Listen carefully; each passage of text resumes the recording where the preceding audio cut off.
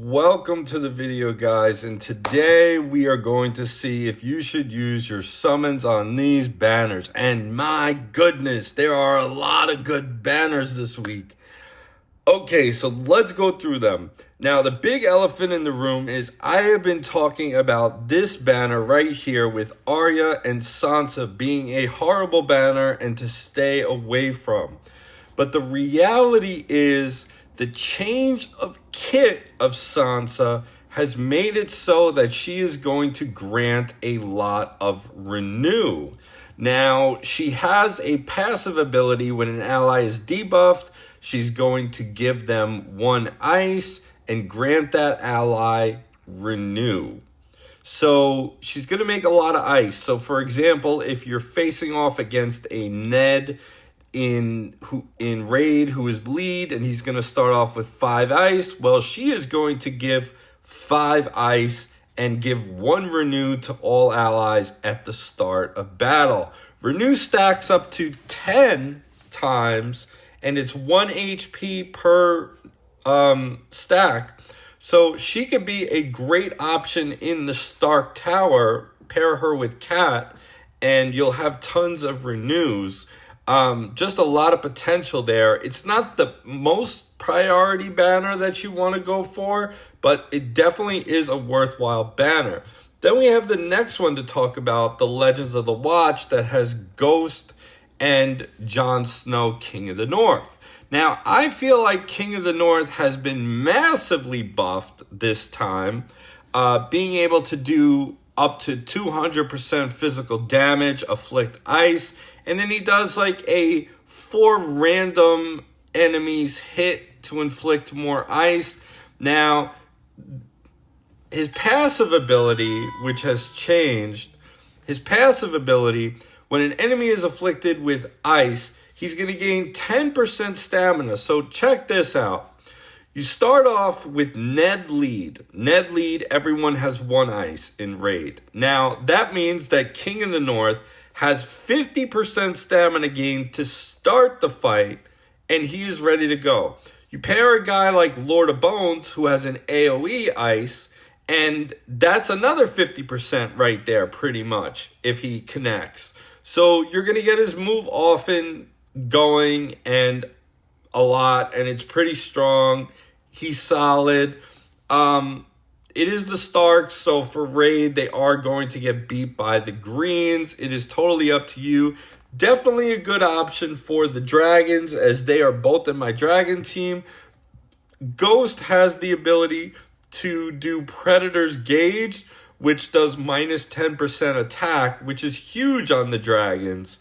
Minus 10%, they do a lot of damage, so 10% less is pretty good.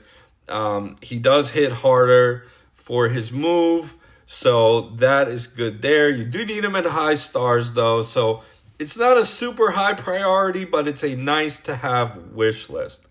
Then we have We Light the Way. This is the summon of summons. This is for event teams. This is for raid teams.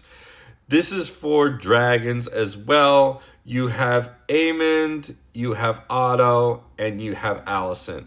This is a whale option. This is not free-to-play friendly. This is not cheap-to-play friendly. There are 3 characters in this pool. So what that means is you are going to have a harder chance to get higher stars. It's going to be diluted. You might get a ton of Otto and barely any Alicent. Yes, you will have the bonus shards that you can get up to 3 times. But pairing off the greens with Sunfire, Aegon, and Kristen, you do have the top team in the game. Will they get nerfed? Who knows? But the quarterly changes are every 3 months.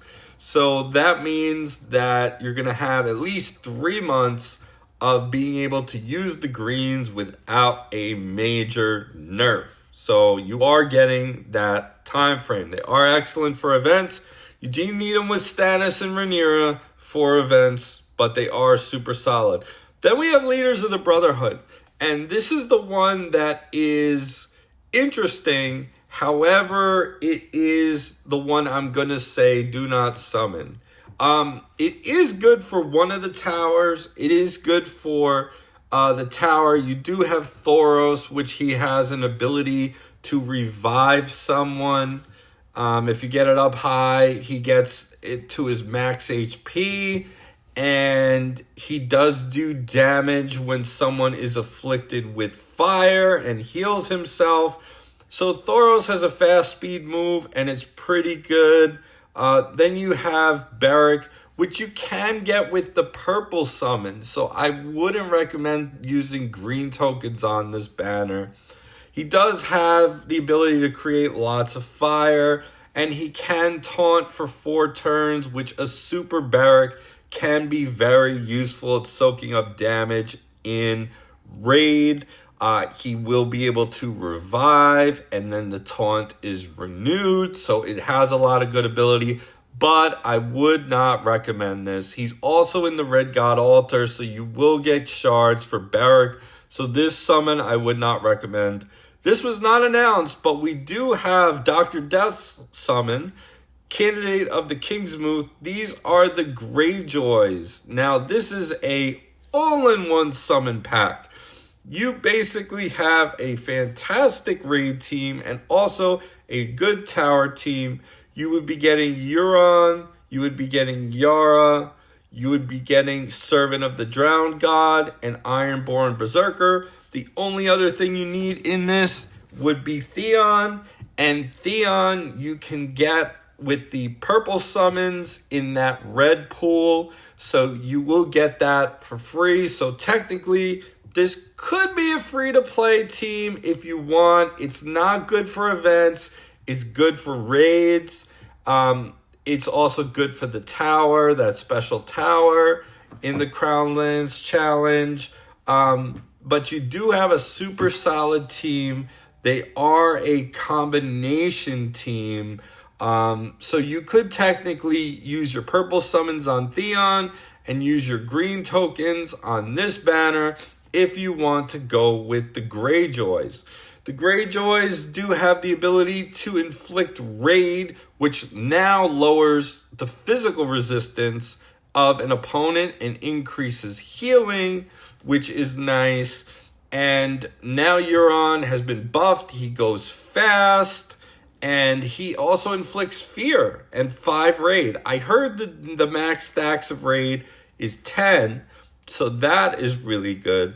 But you do a lot of great things. You do need them at high stars, though. So even though I said it can be free to play friendly, just bear in mind they will be good, but they will be even better at high stars. So you do need to concentrate on them. Yara is fantastic. She hits a lot and does bonus damage for each raid on the target. You'll get lots of raid going, and she has the ability to do great things for the team. It is a solid team for raid. However, I will say, We Light the Way is still the #1 summon. It is the most expensive summon, and it does cost a lot. So what I would recommend is, these are all good summons. Leaders of the Brotherhood being the worst, but it's still not that bad.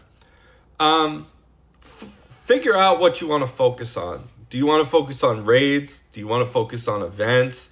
Do you want to focus on the tower? Do you want to focus on dragons? I gave you the information for what is good for what. It just depends on what your goals are in the game. Pretty solid overall. I'm super excited. Comment below and let me know if you will be summoning, and I will talk to you guys in the next video. Take care.